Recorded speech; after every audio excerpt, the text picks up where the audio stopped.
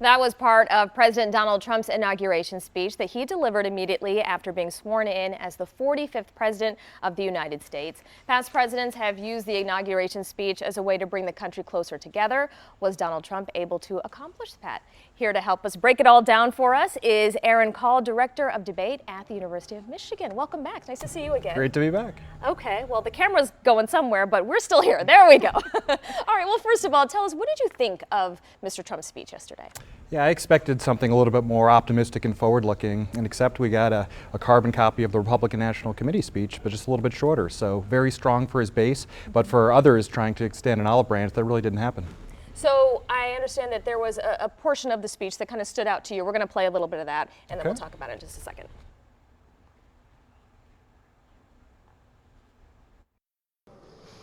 And the crime, and the gangs, and the drugs that have stolen too many lives and robbed our country of so much unrealized potential.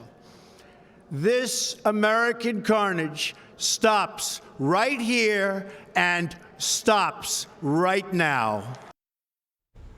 Okay, so why did that particular portion of the speech stand out to you? There was so much criticism from the RNC speech about how bleak and dark it was, and he doubled down in the speech yesterday. American carnage, if that's probably the soundbite that we'll remember for years to come from that speech, and it's really, it paints a really dark picture of America, and so I'm not sure that's what he wanted the speech to be remembered by.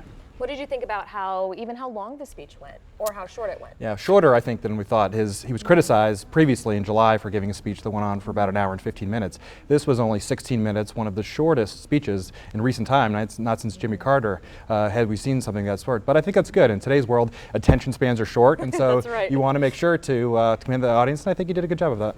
And what would you say, some people might be skeptical. That happens no matter who is elected, of course. Do you think he was able to reach out to any of his skeptics out there in any way? No, I think it was mostly a speech to his supporters. I think if he's successful in some of the things he does about the economy and stopping of outsourcing, if that happens, people are going to jump on, a bandwagon. But for yesterday, it was mainly thanking those who supported him, and what he's done so far has worked, and so he doesn't see any reason to pivot yet. Yeah, I was just going to say, looking forward, do you see, more of these style of speeches? I mean, this is what he's been doing, and it, like you said, it has worked for him. Yeah, no, I think yesterday puts that to rest. I think what you see is what you get. He's going to govern just like he campaigned, and so we shouldn't keep expecting some kind of change. He's 70 years old, he's set in his ways, and that's what he's going to do.